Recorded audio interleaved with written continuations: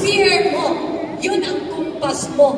No, yun ang, ano mo, siya yung revelations mo kung ano ang dapat gawin. And now, alam mo na kung ano dapat gawin, like rejection, kung may fear ka doon, yun pala ang dapat mong gawin para ma-promote ka. Yun pala ang dapat mong gawin para lalaki ang team mo. Diba? Make sense ba? Yes, no? And once ma-identify mo na yung fear, of course, the only way talaga to kill fear, do not analyze, do not overthink, just like him and how, just be like Steve and Scurry, na kung anong kailangan yun ang gawin. The only way to kill fear is, of course, alam na natin, ano yun? Starts with letter A. Aradios. Action! Of course, no? Action talaga. Ako, principle ko talaga, as long as it won't physically kill me, as long as it won't morally kill me, I will do it. No? Kaya that's the only way to kill fear talaga. When you kill fear, of course, no? Ano talaga, nandun, mawala si fear, no? And, kasi, alam mo ba, na ang fear, ano lang yan? Strong lang yan? Or matapang lang yan? If it stays in your mind. Yeah. Nakuha niyo? Yung fear, ano lang yan, matapang lang yan, kung nasa mind mo lang. Alam mo bakit? Ask mo ako bakit. Kasi daw, yung mind natin is, ano siya yung pinaka, the best soap opera director. No? Grabe. No, siya yun, no? Like, pinaka-drama queen. Like an over-worried mother. No? Like, for example, kasi gusto ng brain natin, yung mind natin. Alam mo ba, hindi success ang gusto ng mind natin eh. Alam mo ba kung anong gusto ng mind natin? Safety tayo. Safe tayo. Kaya drama queen yan. Like for example, gusto mo puntahan yung friend mo kasi istipihan mo. Eh, meron kang drama queen sa mind mo. Sabihin ng drama queen, naku, pag pupunta ka dun, naku, hindi ka kaharapin sa friend mo. Ang harap sa'yo, aso. Tapos, hindi lang harap ang aso. Kakagating ka pa. Oh, so yun ang mga sabi-sabi ng mga, alam mo na, soap opera, the best soap opera director, no, drama queen, yun ang mangyari. Pero alam mo kung ano mo yan, gagawin mo yan, take action mo yan, no? Mawala lang yan, mawala yan. No? So take action talaga sa fear, and once, ano mo na, anong klaseng action, paano ang action, ito ha, di ba? Alam na natin, may fear talaga. And dahil sa fear, hindi natin ginawa gusto natin, na alam naman natin yun na dapat gawin para makuha gusto natin. Di ba? And once ma-identify natin yung fear, alam na natin na patayin natin yung fear. Kasi kung nasa mind lang, no? Best soap opera director talaga yung mind natin. Lalala na yan, lalong tatapang. So take action. Now question, paano mag-take action? Ito talaga ha, mag-take action, unahin mo doon sa list of to-dos mo yung easy, small, and simple. Bakit? Kasi easy din to achieve. And once you achieve it, naging confident ka. And once confident ka, mas marami ka nang gawin na action. Alam nang mangyari, mag-momentum ka na. And you have no more time to think of fear. Kasi busy ka na taking action. Yes or yes? Yes. May natutunan ba tayo? Yes. No? Yun ang pagharap mo si fear. Okay, number 5 na tayo. Number 5. Ready na ba kayo number 5? Sino ready? Dito ready na ba? Yes. No? Ito, number 5. Keep moving forward. Keep moving forward. No, but before I proceed, no, pwede ba, iipinto mo sa, seatmate mo kung anong best takeaway mo so far? Kasi inom pa ako ng tubig. So, kayo? Anong best takeaway mo? 5 minutes lang.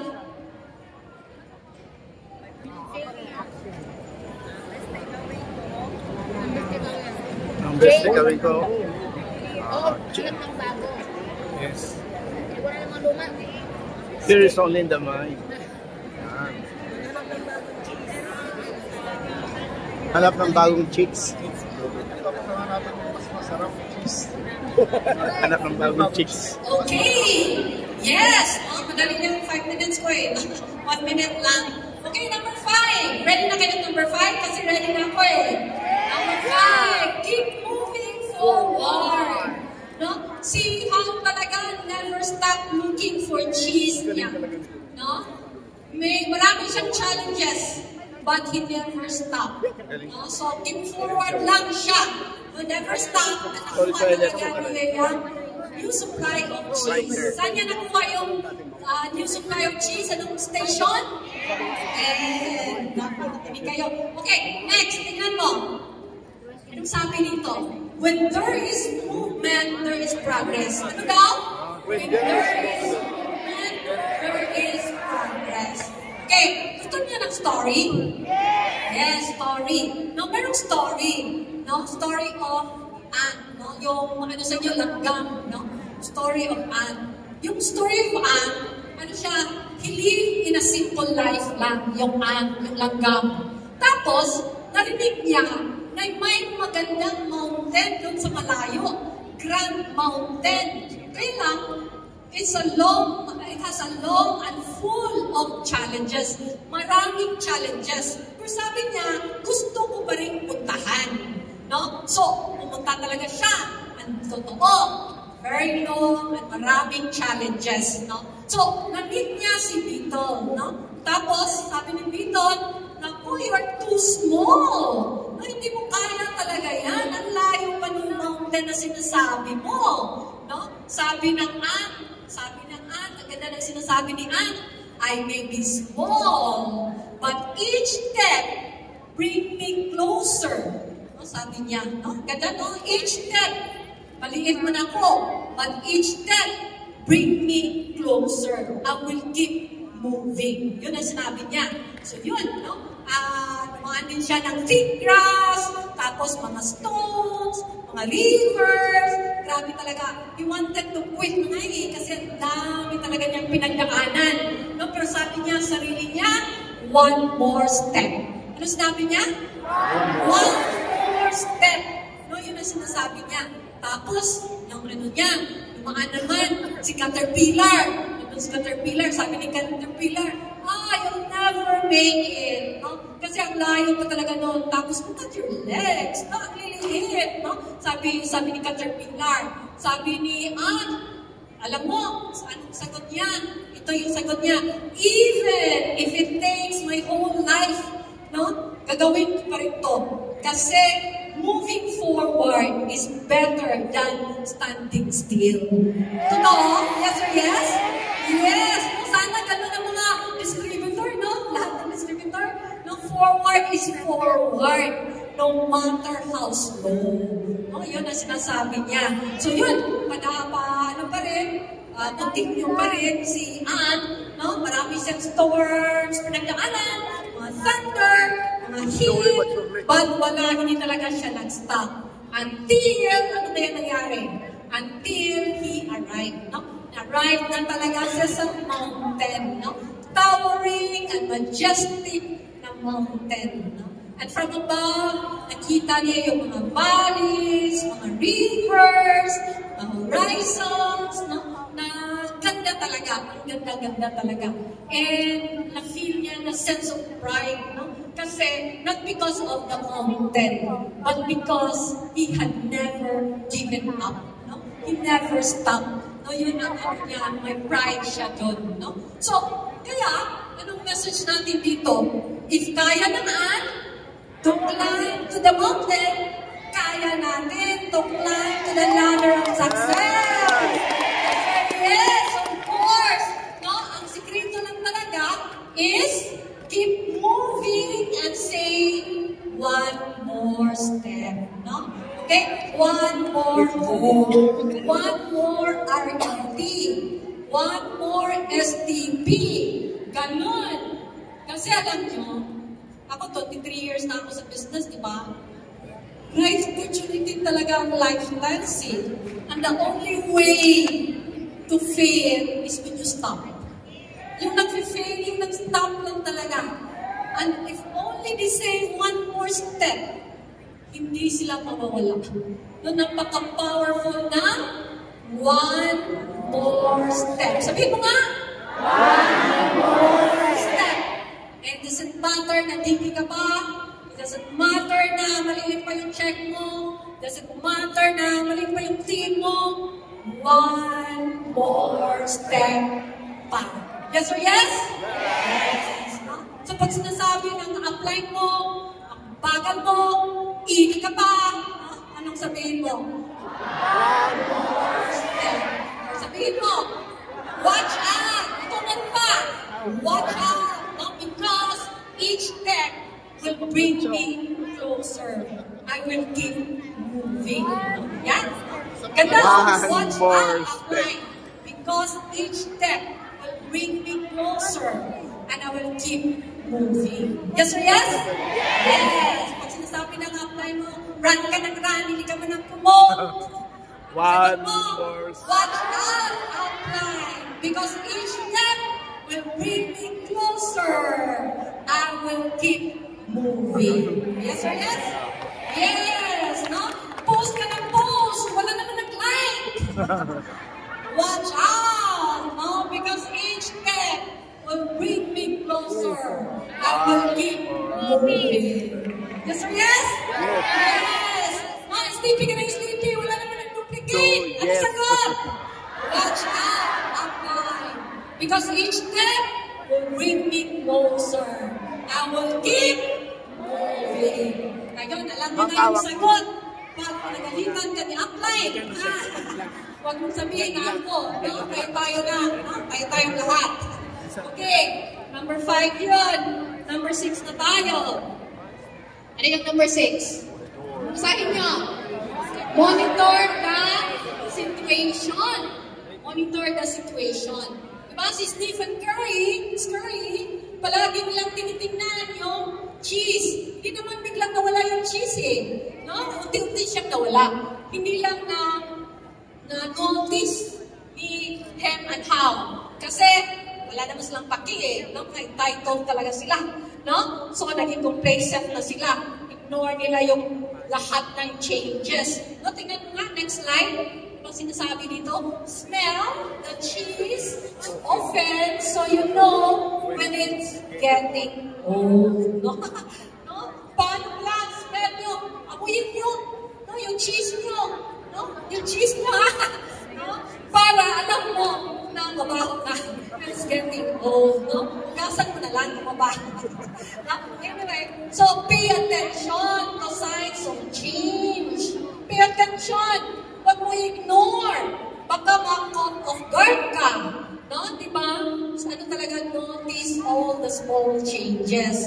No? Dati, ito yung mga sign of change ha. Yung husband mo, hindi naman nagpabango dati eh. Pero ngayon, nagpabango lang. Diba? Signs of change. No? Dati, ang bilis naman niya mag-reply. Ngayon, bagal na. Diba? Signs of change. No? Dati, nagpa-qualify naman. No? Ngayon, hindi na. Ano yan? Tawag doon? Signs of change. No? Dati, hindi naman late sa counseling. Ngayon, late na. Ano yan? Tawag niyan? Signs of change. Grabe naman dati, mag-post ng intra. Ngayon, hindi na nag-post. Iba na yung pinipost. Ano yan? Signs of change. Dati, nag-attend naman ng RFT. Ngayon, hindi na. Ano yan? Signs of change. Do not neglect small changes para hindi ka ma-caught off guard sa mga bigger changes. Always smell the cheese. No? Yan. Always smell the cheese. Baka hindi na yan bumibenta. Diba? Hindi ka na naka-close. No? Bakit hindi ka kaya naka-close? Smell mo. Bakit hindi nakaka-close? No? Kasi na-turn off na sa iyo. Dati product approach ka naman eh. Ngayon business approach ka na. No? Kasi meron ako na counsel. No? Naging ED siya. Tapos isa na doon sa nag-express direct, alam na yung intra. explain sa airplane. Kaya lang, na-turn off siya kasi money lang daw ang sinabi. Pero nung downline ko, inano talaga yung product, no, na naintindihan niya. So yun, no, nag-sign up sa kanya.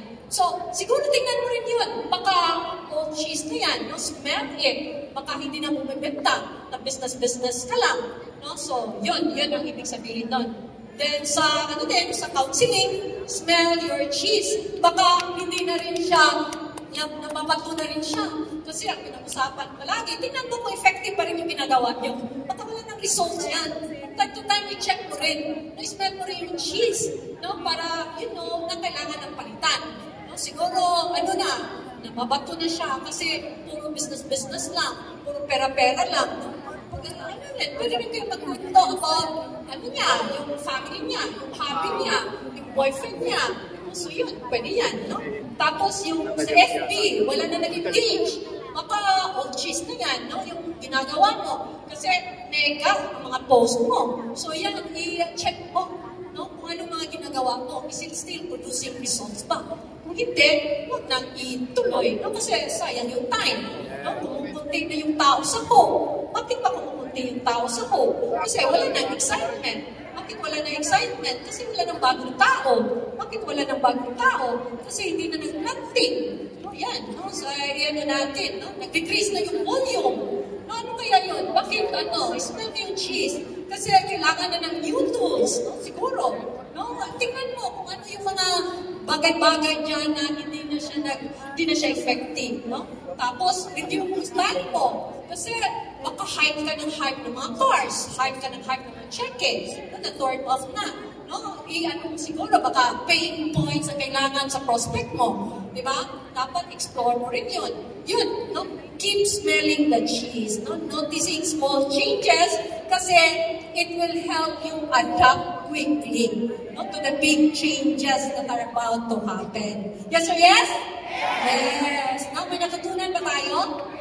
Yes. Smell your cheese, ha? Tingnan nyo kung ano pa ba, effective pa ba siya. If it's producing results pa ba. Okay? So, next line, number 7. Number 7? Embrace the journey. No? Diba si How, hesitant siya, no? Kasi fearful siya na magpupunta sa maze kasi siya lang mag-isa, tapos dangerous ang maze, no? Pero once he embraced the journey, once he started to embrace the changes, everything changes. Nangyari, he find the new supply of cheese station N. So, embrace the journey. Ano bang sabi dito sa embrace the journey? Next slide. It is better, read tayo, lahat. It's better to search in the maze than remain in a cheeseless situation. No? Cheeseless, no? You say it, cheeseless. Cheeseless, no? Kasi with maze, meron dong opportunity to find your cheese. Nandun sa maze, yung cheese mo. Kung outside ka sa maze, walang cheese, no? Wala yung creams mo doon. Diba? So, kung out of maze, no? Ito yung mga comfort zone natin. Kasi kung uncomfortable talaga inside the maze. Kaya, comfortable, pero wala namang cheese. Wala namang pera. Gusto mo ba yan? Or papasok ka nilang sa maze, doon pa may opportunity na magkaroon ka ng cheese, no? Yan, no?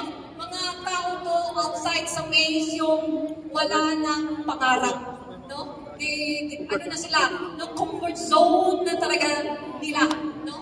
Yan nga sabi nila no? Growth is painful. Change is painful. But alam niyo ba kung ano ang mas painful? Alam mo sa akin, alam mo ba kung ano mas painful?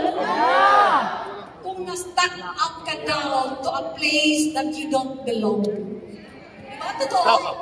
Naka-stuck up ka sa cubicle? Kasi, yun nga, ayaw mo mag-change, no? But how took the risk? Siya, nag-take risk talaga siya. No? And yun ang nangyari sa akin. No? Ang pinasipin, comfort zone ko talaga lang yun. No? Outside ako sa maze, kaya lang wala yung pangarap ko doon. no? Pero I took the maze talaga, no? Napaka-risky, napaka-fearful.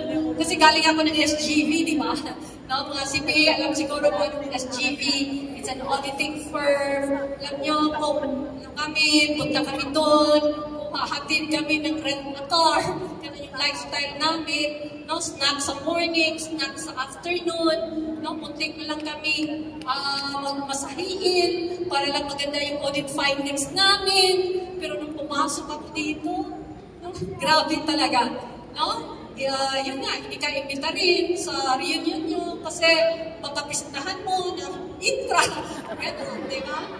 Yan nga, feeling ko hindi sila uupo kasi dibintahan mo ng intra. Ganun, di ba?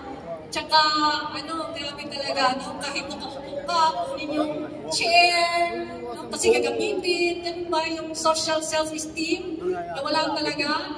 Pero, ginawa ko talaga kasi yun, kailangan talagang gawin. No? Nakikilamos kasi as CPA point of view. Kasi dati yun ang tanong ko eh, how in the world, an ordinary person na walang millions to earn multi-million? Kasi ng capitalist country like Philippines, kailangan mo talaga ng millions to earn millions. And I thank God, nandito ang lifestyle. Kaya ginawa ko talaga siya. Kasi ayaw kong regret for the rest of my life na hindi ko ginawa. Nagtama naman yung opportunity. Ang hindi lang siguro tama, ayusin ko lang siguro ang sarili ko. So when I started, grabe, no? Pumunta ako sa hometown namin.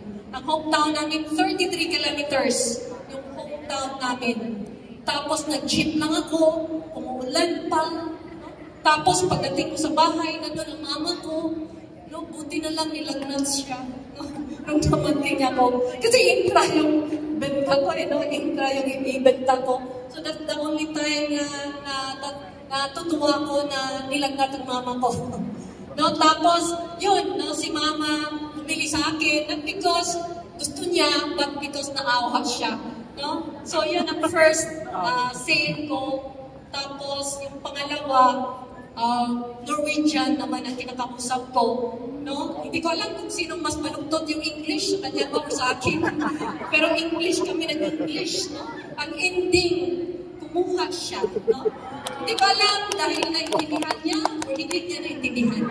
Basta kumuha siya. No? So yan. Grabe talaga yung mga experience ko. Pagkuting pa, galing kami ng rent-a-car, ng mga ganon, snacks, di ba? Pero grabe talaga yung third ko. No? Kasi neighbor namin, nasa networking. So sabi ko, networking to. Kasi wala pa naman dati yung mga training. So pinuntahan ko siya. No? Pagpunta ko doon, no? Explain din siya. No? Pag-alis ko, may dala akong Tupperware, may dala pa akong intra. Siya yung nabintahan. Kasi na, I was so shy. Tapos pangalawa, pumunta talaga ako. No? May nakadala naman ako ng calamares, tapos dala ng intra. Wala pa rin, no? Ako pa rin nakabili, no? Third time, galit na talaga ako. Iniwan ko yung intra, no? Hanggang ngayon, hindi pa ako binayaran, no? Yun ang mga, namin, mag-umpisa kami, na lang ginawa ko talaga, no? Kasi, nakuha ko talaga yung gusto ko para sa mga anak ko. Yes or yes. Yes, no? So, I am challenging you talaga to be out of your comfort zone. To be out of, yung being in the maze. No? Kasi dun sa maze, nandun yung cheese, no? Nandun yung dreams mo. No? Being in the maze to find your cheese, no? Matagal man, but movement means progress, no? Kaya sinasabi, movement equals progress. Kasi with the right opportunity naman, direction is more important than speed. Diba? Aminin mo yung speed kung hindi naman tama yung opportunity mo. Diba? Yes, yes? Yes. No? Kasi sinabi ko yan, challenge ko kayo to be out of your comfort zone. Kasi ang dami na natin na naging comfortable na. No, naging comfortable na tayo na hindi consistent yung check-in natin. Dapat hindi comfortable doon. Dapat nag-strategize tayo. Dapat nag-consent tayo. Dapat counseling tayo. Dapat hindi ka, mag-agree talaga. Hindi ka papayag na hindi consistent yung check-in mo. Dapat ganun ang nasa isip mo. Kailan naging comfortable na tayo, naging outside the maze na tayo. Di ba sinasabi dyan, pag outside the maze ka, wala ka talagang cheese makikita dyan. Di ba? You're not talking to friends na, naging comfortable ka na. No? Sa friends mo lang, nag-STP, hindi ka na nag-prospecting. But nandun sa prospecting, ang magandang mga prospects talaga. Sa prospecting, you have to master that skill. Otherwise, mahirapan ka talaga sa business na to. No? Kasi this is talking to people business talaga. No? Ano pang naging comfortable tayo? Comfortable na tayo, maging dependent sa appliance natin. No? Bakit 2 years ka na, 3 years ka na? Dependent ka pa rin sa appliance mo. Dapat hindi ka dependent sa appliance mo. Wala ka namang business sa upline mo. Your business starts from you down the line. So you have to take ownership sa business nito. Diba? So yan, may mga comfort zone natin. No? Wala tayo sa maze. No? Training ka ng training. Comfortable ka na sa training. Hindi mo naman in-apply yung training doon. Yung training room, naging comfortable ka na doon. Your wisdom is in the field. The actual training is in the field. The wisdom is in the field. Take action talaga. No, yun. No? Tapos, naging comfortable ka na rin. Maging audience lang. No? Maging pakpak lang. Dapat, challenge mo yung self mo na maging speaker ka. Diba, ang hirap kaya maging speaker. Kaya pumuti ako kasi nasa bahay lang talaga ako. No? Nag-study, nag-aaral. Sabi ko nga, sana wala nilang Sunday. No? Dapat Saturday, Monday kagad. No? Para hindi na ako mag-speak dito. No? Least favorite ko talaga yung mag-speak sa front. Pero ginawa ko yan kasi nga, be uncomfortable today. So that tomorrow, you'll be comfortable. No? Maging comfortable na tayo. No? Not reading books. Dapat hindi. Huwag kang papayag. Readers are leaders. No? Nasa books lahat. No? Dapat sa RLT. Hindi ka comfortable na wala ka sa RLT. Wala pa akong nakikita ng tao ng GMT na wala sa RLT. Trial and error. Kasi RLT is a big commitment. Lalo na sa Cebu, 10,000 niya pamasahe dito. Lalo na sa Mindanao. Grabe talaga. Pero okay lang sa'yo. Yun lang malala. Okay lang sa'yo na wala sa RLT. Pero alam mo, yung business natin, madali lang kung tama yung mindset mo. Kailangan talaga yung tama to sa mga training, lalo na RLT. No? Kasi nakikita mo yung negative, kasi negative yung mindset mo. Paano mo malaman na kailangan mo ng training kung makikita ka pa ng negative? Kasi ano lang yan, reflection lang yan, nakikita mo sa mindset mo. Pero kung mag-RLT ka, ang daming training, gaganda yung mindset mo, ang dali na lang business mo to. Yes, yes! Yes! So, yun yung sinasabi na comfort zone talaga is like trap talaga siya. Ang description ng comfort zone. Trap kasi it stops you from being, being successful. Kaya nga sabi nila, si God daw, na-disappoint ni Adam. Not because hindi siya nag-follow ng orders, not because si Adam hindi siya lazy siya, not because of that. It's because si Adam hindi naging sa gusto ni God. No? Na-short siya sa potential ni Adam. Hindi niya nagawa niya anong dapat gagawin ni Adam. Hindi niya nagawa, kaya na-disappoint si God. So tayo, pag hindi na ilampas ng potentials natin, kasi yung potential na yun, yung sana mag-bless ng lahat ng mga tao, kailang hindi mo pinapalabas kasi hindi ka nag-train, hindi ka nag-read ng books, kaya disappointed si God mo. Dapat be out of your comfort zone, be inside the maze, kasi nandun yung cheese inside the maze. No? Yes or yes? Yes. No, marami mo kayo matutunan? Yes. Number 8 na tayo. Anong number? 8. Ano yung number 8? Change starts in you. Basahin natin ulit. Change starts in you. Okay. So, si Hal, di ba, nilangtan siya. Si Hen, di ba, ayaw naman talaga niyang lumabas sa maze. Pero si Hal, nag-ano siya, no? Nag-attempt talaga siya. Actually, lumabas talaga siya. No? And first, hintay niya si Hen na ma-change. hindi talaga si Hem. Ayaw talaga lumabas si Hem. Sabi ni Hem, ang cheese para sa kanya talaga, babalik ang cheese. Pero si How, no, hindi na niya hinintay si Hem, no, lumabas na siya, nandun siya, sabi niya, yes, change starts in me. No? So ano ba dyan? Meron dyan? So sinabi dito, next slide, sabihin, together, when we are no longer able to change the situation, we're challenged to change ourselves. No? Yan, no? Yes, if we can change the situation, anong i-change natin na may control tayo? Ang sarili natin. And meron, mga advantages or benefits na when change starts with you. Ano yung number one? Number one is, next slide. Number one is when the change starts in you, you have control. May control ka. You are in control. Kasi talaga mahirap i-asa sa downline mo, no? Ang activities, ang success mo. No? Kasi hindi natin alam kung anong thoughts, anong plano, no? Ni downline. Dapat ikaw yung mag-control. Ikaw yung mag-set ng direction, no? Kasi, mayroon akong na-counsel dati, sabi niya, JD, babalik na lang ako sa work. Bakit? Bakit ka babalik sa work? Kasi sabi ng mga kasamahan ko, mas maganda daw yun na maraming source of income. Sabi ko, ano ka ba? Leader or follower? No? Kasi ang leader should set a direction. No, we have to have a conviction na dadalhin natin sila sa financial freedom. Wala kang millions. Wala talaga. Wala kang millions. Lifestyle lang talaga. The only way na ma-fit ka is when you stop. Never stop talaga. No? So yun dapat ang conviction mo as a leader. Alam mo ba, nakita ko dito, dalawa lang talaga. So far, dalawa yung nakita ko na mag-succeed dito. Alam mo kung ano? No. Itanong niyo, alam mo kung ano? No. Number one, yung walang plan B. The bordership para ma-conquer talaga yung islands. Kasi kung may mga plan B, kunti lang challenge, babalik mo sa work, ganun. Babalik na sa pigirin nila. No? Ibalik na sa sari-sari store nila, kunti lang yung challenge. At alam mo ba, yun palang challenges at kailangan nila i-face para mag-succeed sila. Kaya lang yun ang reason na umalis sila. Mali talaga yung mindset.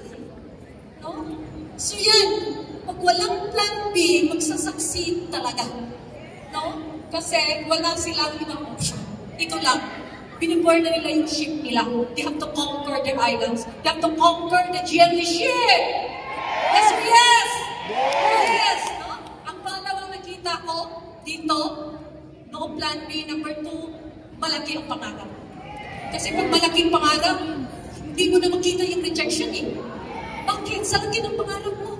Ang liit lang ng rejection. Compare, katiting lang. Pag nakita mo, no, ang pangarap mo na super laki.